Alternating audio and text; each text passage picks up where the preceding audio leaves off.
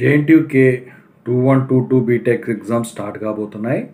అలాగే 3132 BTech exams కూడా start కాబోతున్నాయి. చాలామంది స్టూడెంట్స్ అడుగుతూ ఉన్నారు.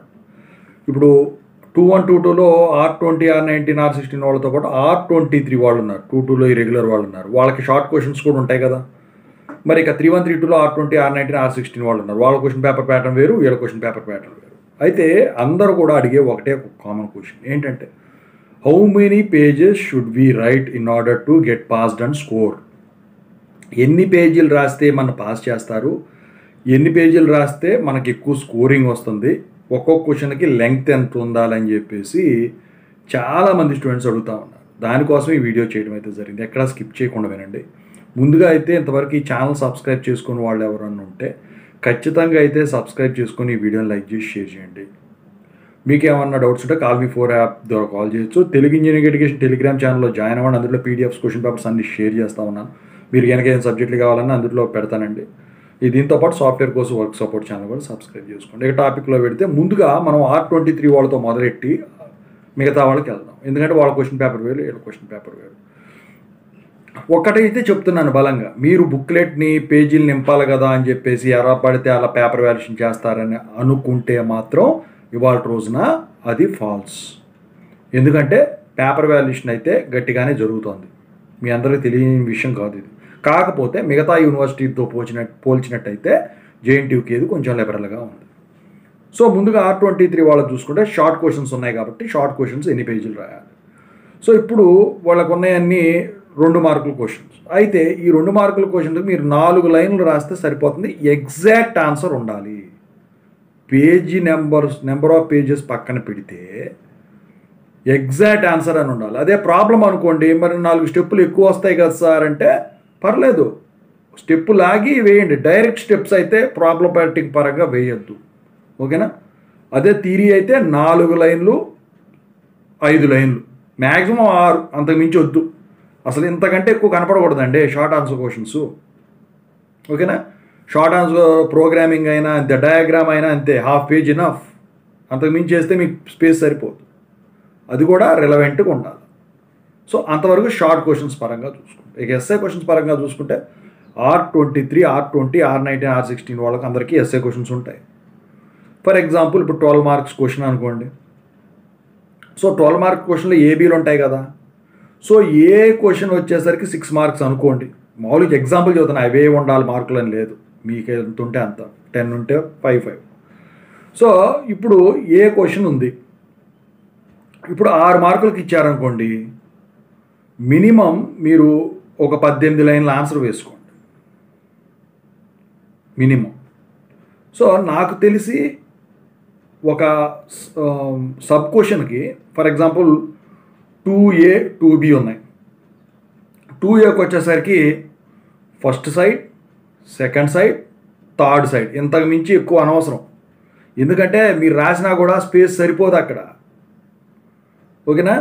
సో అలా మీరు ఏం చేస్తారంటే, ఫస్ట్ క్వశ్చన్ పేపర్ చూసిన తర్వాత, అది థర్డ్ ఇయర్దైనా సెకండ్ ఇయర్దైనా చూసిన తర్వాత మీకు తెలిసిపోతుంది ఏ క్వశ్చన్కి ఎంత స్పేస్ సరిపోతుందని చెప్పేసి. ముందు మీరు ఏం చేస్తారు తెలుసా, షార్ట్ క్వశ్చన్స్ ఉన్నవాళ్ళు కూడా వచ్చేసరికి షార్ట్ క్వశ్చన్ లేకపోయినా ఉన్నా మొత్తం అన్ని క్వశ్చన్స్ మీరు ఏవైతే రాస్తారో వాటన్నిటికీ ఓవరాల్గా ఎన్ని పేజీలు రాయాలో ఒక ఎస్టిమేషన్ వేసుకోండి.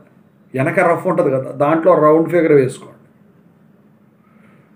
సో పలానా క్వశ్చన్ 3 పేజీలు రాయాలా, 2 పేజీలు రాయాలా అని చెప్పేసి దేనికి దానికి ఒక రఫ్ వర్క్ లాగా వేసేసుకుంటే ఓవరాల్గా మీకు ఇంకా స్పేస్ మిగిలితే ఏమన్నా ఇంకా తోసేయచ్చు అడిషనల్గా.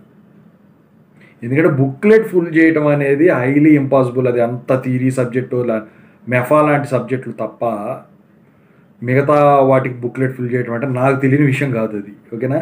ఏంటంటే వీళ్ళు ఇచ్చేసి స్పీడ్గా ఆ క్వశ్చన్ పేపర్ ఈజీగా వచ్చిందంటే రాయకుండా రాయాల్సింది కూడా స్పీడ్గా షార్ట్ కట్స్లో వేసేసి ఇచ్చేసి అక్కడ ఉన్న సినిమాలు టికెట్లు అయిపోతాయేమో సినిమా హాల్లో అని చెప్పేసి వెళ్ళిపోయే రకాలు ఉంటాయి. అందుకే ఏం చేయాలో తెలుసా, వచ్చిందన్నప్పుడే చాలా నిదానంగా మీరు రాసుకోవడం అయితే మంచిది. రాలేదు అన్నప్పుడు జాగ్రత్తగా రాస్తారు, వచ్చింది అన్నప్పుడు ఇంకా నెగ్లిజెన్స్ చూపిస్తారు. సో అందుకని చెప్పేసి మీరైతే ఖచ్చితంగా అయితే ఈ పద్ధతిలో అయితే వెళ్ళండి. సో మరి కొంతమంది అడుగుతూ ఉన్నారు ఏంటంటే, ఇప్పుడు మెఫా లాంటి సబ్జెక్టులు అనుకోండి, సైడ్ హెడ్డింగ్స్ ఎక్కువ ఉంటాయి. ఒక 18, 16, 20 కూడా వచ్చేవి కూడా ఉంటాయి కదా, మరి అప్పుడు పేజెస్ సరిపోవు అంటే అప్పుడు కన్సైజ్ చేసి రాయొచ్చు మీరు. అందుట్లో ఒకటి సైడ్ హెడ్డింగ్స్ పెట్టి కంటెంట్ నింపినంత మాత్రాన రావు. ప్రాబ్లమ్ ఏదో బుక్లెట్లు ఫుల్ చేద్దాం ఎట్టా పోయింది కదా అని చెప్పేసి ఎట్ట పడతారు. మంచిది, అది మంచి పద్ధతే కాదంటలేదు. ఎందుకంటే అసలు పోయింది అని అన్నప్పుడు ఖాళీగా వదిలేసి రాయటం కంటే ఆ 3 గంటలు కూర్చొని సో ఏదో ఒకటి ఫిల్ చేసిస్తే మీ అదృష్టం బాగుండి ఎవరైనా దిద్దేవాళ్ళు కనుక బద్దగస్తులు కనుక వచ్చారనుకోండి, మీరు పాస్ అయిపోతారు. అంతేగాని ఎగ్జామ్ ఫీజు కట్టిన దానికి అర్ధ గంటలో ఇచ్చేసి వెళ్ళొద్దు. క్వశ్చన్ పేపర్లో మీకు వచ్చిన క్వశ్చన్లు వచ్చినా రాని క్వశ్చన్లు వచ్చినా, వచ్చిన క్వశ్చన్లు అనుకోండి ఇంకా 4 ఎక్కువ రాయడం ట్రై చేయండి. ఇంకో పేజీ ఎక్కువ అవుతుంది, ఏమైంది? అదే రాంది అనుకోండి ఎట్లాగో మీరు రాస్తారు. వదిలేసి మాత్రం అర్ధ గంటలో వదిలేసి మాత్రం రాదు. ప్రతి నిమిషం వాడుకోండి 3 గంటలు. ఎందుకంటే ప్రతి ఎగ్జామ్కి కూడా మీరు కడతా ఉన్నారు కాబట్టి ఫీజు. ఓకేనా? సో ఇంకా కొంతమంది అడుగుతున్నారు, కొంతమంది స్కేల్ తీసుకెళ్ళి కొలుస్తారా పేపర్ వాల్యుయేషన్కి? ఇన్ని స్కేళ్ళు గీళ్ళు ఇలాంటివి ఏమి ఉండవండి. అసలు మీరు ఎన్ని పేజెస్ రాశారు అన్నది కూడా ఉండదు. అక్కడ వాళ్ళకి చూడటంతోనే ఆ కీవర్డ్స్ కరెక్ట్గా ఉన్నాయా లేవా చూసేసి వేసేస్తారు. అయితే ఎప్పుడు చూస్తారు ఎన్ని పేజీలు రాశారని అంటే, కీ పేపర్లో వాళ్ళు ఇచ్చిన ఆన్సర్లో ఏవైతే ఉన్నాయో ఒక 2 పేజీలకు వచ్చింది అనుకోండి ఒక ఆన్సరు, ఇందుట్లో రాలేదనుకోండి వీడు ఏం రాశాడు, కన్సైజ్ చేసి రాశాడా లేకపోతే తప్పు రాశాడా అని అప్పుడు అనుమానం వస్తుంది. అప్పుడు చూస్తాడు వీడు నెంబర్ ఆఫ్ పేజ్ తక్కువ రాశాడని చెప్పేసి. అంతేగాని unless until during that time no one will be counting the number of pages you have written. So మీరు రాసేది ఏదైనా మొదట్లోనే ప్లానింగ్ చేసుకోండి క్వశ్చన్ పేపర్ చూసిన వెంటనే. ఎందుకంటే మీకు తెలిసిపోతాయి. రాని వాటి జోలికి అయితే ముందు వెళ్ళొద్దండి. వచ్చిన వాటి జోలికి పర్ఫెక్ట్గా నాకు వచ్చన్న వాటికే వెళ్ళండి. సో ఇక్కడ మీరు గమనించాల్సింది ఒకటి ఉంది. ఫస్ట్ మీరు క్వశ్చన్స్ మొత్తం చూసుకోండి. దాన్ని బట్టి ఎన్ని పేజెస్కి ఒక్కొక్క క్వశ్చన్ వస్తుందో ఆన్సర్ చూసుకోండి. ఆ తర్వాత వచ్చేసరికి మనకు ఏమేమి బాగా వచ్చో వాటితో మొదలెట్టి రాయండి. క్వశ్చన్ పేపర్ కష్టం కనుక వస్తే మాత్రం మొదటి గంట లోపు వెళ్ళిపోవద్దు. ఎందుకంటే చివరి వరకు ఉండి రాయండి. అసలు ఏం రాలేదనుకోండి, ఏదో ఒకటి అన్ని క్వశ్చన్స్ కూడా ఫిల్ చేసేసి మీకు వచ్చింది రిలేటెడ్గా వెళ్ళిపోండి. మీ అదృష్టం బాగుంటే మీరు పాస్ అవుతారు అక్కడ. లేకపోతే ఇక తెలిసిందే కదా, ఫెయిల్ అవుతామని తెలిసాక ఇంకా దాని గురించి ఇక మనం పట్టించుకునే పని అయితే ఉండదు. సో ఇదండి ఓవరాల్గా. ఓకేనా? Thank you so much.